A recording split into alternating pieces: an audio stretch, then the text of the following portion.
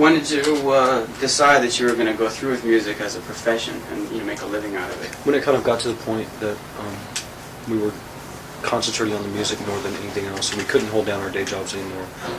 We had all dropped out of school at that point just because every weekend we were going out and playing some small town around. We were playing Nashville, North Carolina, or going down to New Orleans, and the weekends got bigger and bigger. And it's hard to overlap in the week. I guess it took about 6 or 8 months.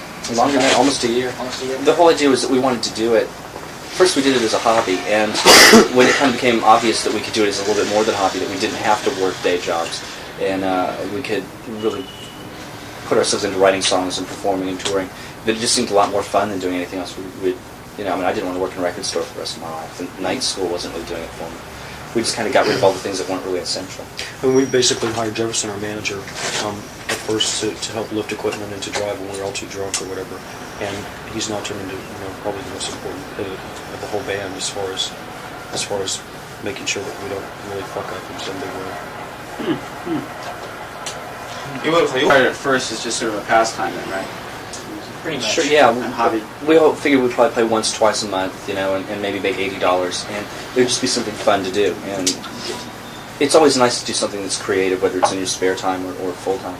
And it was certainly a lot more satisfying than working. He worked at the newspaper, delivering them, not writing, and I worked at a record store. So it was nice to have something creative even on the side. I think I wondered the hand you used to do all those bar chords. But this is. I've got just long, thin fingers. Just was wondering that you must have like calluses made of iron. Yeah, these ones are really pretty callous. I mean, I've got little pods on the end of the fingers. So. That's just it. It's just silly. I think it's just something that occurred to me as I was watching the show yesterday. Yeah, it's kind of horrifying because I can't feel things. I put a pin through the end of my fingers. But that's kind of neat too. That's kind of where my lungs are. We put pins through his lungs all the time. Yeah. By the way, one of the things, were you having trouble with your voice yesterday? Because I could hardly hear it all through the mix. Well, I couldn't hear myself at all, period. Oh, really? So that was probably the only trouble. It was almost completely bleached out. Well, just for your sake, my voice was in really prime shape yesterday. Oh, really? It's too bad none of us could hear it. Yeah. You could hear it like, at the choruses, but, just the other part, the verses, it was almost gone. I need to whip the sound man over that. I was going to yell something down, but I thought we'd be in bad form. Yeah, because there's not much they can do about it. Well, I thought you at least you'd jack up the... It's a new PA. We've got to get used to using it. They've got used to using it. We're new PAs. It was probably at feedback level anyway. Any louder, and it would start shrieking. So you like when you first decided to go on with music as a profession. This is already long before you take the first album, right? Oh yeah. We I guess we started in 1980, spring 1980, and I guess by at least the winter of '81 we were doing it full time, and we didn't put the album out until '83. The EP? Yeah. The EP came out in '82. Oh, August of '82, and the album came out in spring of '83. So we probably had 2 years of touring before the album came out. Oh, it's like the crowd started out very quiet yesterday when you first came on, but then they kind of gradually got into it. Did it first take you by surprise? I mean, you mentioned that you were expecting that kind of a thing. I think they kind of blew their wad on the first. Yeah, I mean, they got a real wild reception, and also they were familiar with them and not familiar with us. It's always that way when you're playing to a new audience. They sit there and try to figure out what they think about you, and if they decide they like you, then they'll get into it a little bit more. That's just natural, And also the Kufu song really did get a really wild response, so it takes a while to build up. After that. That was just a little bit more subtle approach. Yeah, right. I thought they were pretty neat, but they were really over the top. I liked them a lot. It was pretty insane. I didn't know what to expect. I thought they'd be pretty much... I didn't know what to expect. Well, I don't know. You guys are a little more tolerant, I guess, than I was. I was really offended, especially by what they were saying. We don't have any idea what they were saying. Yeah, well, they were saying Give stuff. us an example. Well, they're just, the thing is, their whole bag is irreverence. Let's be as irreverent as possible. Let's try to be punkers. And, they kind of saying, I'm in a fucking bad mood today. Here we are, we're Japanese, we have to play, second bill to these Americans. He was trying, like I said, he was trying to be irreverent. And it was very tongue-in-cheek. It was very tongue-in-cheek. It wasn't like right-wing or nationalistic by any means. It was just tongue-in-cheek. You got to figure that a lot of what they do deals with humor. So, I would take whatever they said just... Plus, they probably meant it a little bit. I mean, they did graduate from that school, and they're really popular there. And here's this nobody. They should tour American with band. somebody else then. Yeah. Well, you know, Really, if they feel that way.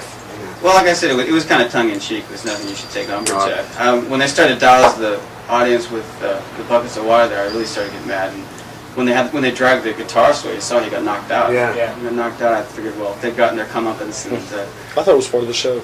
oh, no. You know, I was back there going, I thought the guy got a shock, because, I mean, they were covering themselves with soap and water. And I thought maybe he got a shock to his guitar or something, or else he knocked his head on something, because they were diving into the audience. I thought they were going to put somebody's head out. He landed on his head. He sure did. There seems to be a very common approach in the music industry these days to spend all kinds of time and money on getting out your sound, your record, your image, and then getting back your investments. You know, in other words, you spend big, but you also make big profits. Do you think this kind of approach to music is ruining the actual music itself? I think that it makes it almost impossible for most bands to get across. But it's been that way for a long time. It's, yeah, I mean, the thing is that if you spend X amount of money on a band, you have to make twice as much to break even. And most bands don't do it. That just means that you have to depend on the Fleetwood Macs and the Eagles of the world to save the music business, and it just doesn't happen. I think that most record companies should realize that they can make money off of selling 100,000 records, and they can't now because they spend so much money. We took the opposite approach. You know, we started out with a very small budget. We didn't take an advance and tried to negotiate for a better royalty rate, and you know, not be in debt. Just run the whole thing without ever getting heavily into debt, so that any return was profit. You mentioned that it's up to the Fleetwood Macs and the Eagles to save it all. I don't quite follow. For the record They have to make companies, it. You know, they have to sell 18 million I copies see. of albums to make make money. up for the 9 groups that didn't. That Yeah. lost a lot of money because they put so much money. Most major labels, they have to sell like 200,000 records to break even for an act. We sell, you know, more than that, but still we break even at a lot lower points so that we can gamble, we can take more chances, we can build our audience slowly. Most bands have to have a hit record by the 2nd or 3rd album or else they're out. Which And it's also just gives like- us a lot of artistic freedom just from the beginning, because negotiating a contract in that way, you get little bonuses in your favor, which, you know, slightly higher royalty points, and the artistic freedom which now allows us to do our own videos. since we don't owe them money, Since we don't owe them They any don't money hold that and we over our actually heads. make a little bit, we can do our own videos. If we like them, fine, we'll present them to them. If they don't want to manufacture and promote them, that's fine. We don't care, because we don't care about videos that much anyway. But if they do, they have to take the product that we give them. If we had signed to a major label, stuff like We Walk and The Voice of Harold and probably Seven Chinese Brothers probably would have never made it on the ground. Oh, really? I think. I don't think that a major label Yeah, I'm sure. Yeah, they would- let stuff down. they would have come in there and told us what we could and couldn't put on the record, and these guys don't do that. Oh, is that right? You have complete autonomy over what goes on. We have Pretty complete much. control. We have absolute complete control. Yeah, we don't do. really say anything. I mean, in our contract, they have to agree with us, but they've never ever disagreed. I mean, we just give them a record and say, here's the record, here's the cover, and they go, oh, okay. And they learn to deal with it. In the beginning, we kind of had to prove that we had, you know, pretty good taste. We wanted to cut our own throats. We kind of had an idea what we were doing and what we wanted to do, and that we weren't just thrashing around the door. And after that was established with the record company, I think that they were a little bit Yeah, and despite what's written down on paper, there was a verbal agreement pretty much from the start that we would have equal veto power on things.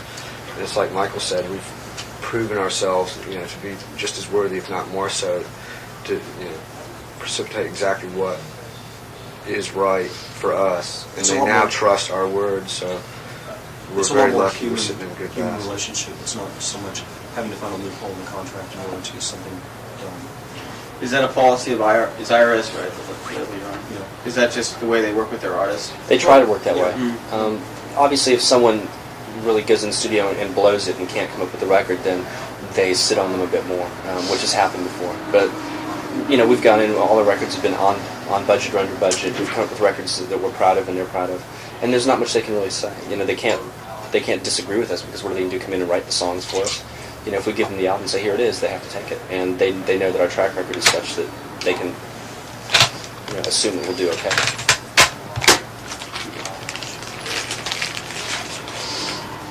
So your policy is to, what, make records with as little, how should I term this, spend as little money as possible? Is that like one of your... Well, we're not Whatever's going to be necessary. frugal, but we certainly don't believe in spending a whole lot of time in the studio. We try to have the songs worked out before we go in. First we did it as a hobby, and when it kind of became obvious that we could do it as a little bit more than a hobby, that we didn't have to work day jobs, and we could really put ourselves into writing songs and performing and touring, that it just seemed a lot more fun than doing anything else. I didn't want to work in a record store for the rest of my life. Every weekend we were going out and playing some small town around. We were playing Nashville, North Carolina, or going down to New Orleans, and the weekends got bigger and bigger. And It's hard to overlap in the week. I guess it took about 6 or 8 months. Longer than that, almost a year. Almost a year. The whole idea was that we wanted to do it. The night school wasn't really doing it for me. We just kind of got rid of all the things that weren't really essential. And we basically hired Jefferson, our manager, at first to help lift equipment and to drive when we were all too drunk or whatever. And he's now turned into probably the most important bit of the whole band as far as making sure that we don't really fuck up in some big way. You started at first as just sort of a pastime, then, right? Pretty much. Sure, yeah. A hobby. We all figured we'd probably play once, twice a month, and maybe make 8. When did you decide that you were going to go through with music as a profession and make a living out of it? When it kind of got to the point that we were concentrating on the music more than anything else, and we couldn't hold down our day jobs anymore, we had all dropped out of school at that point just because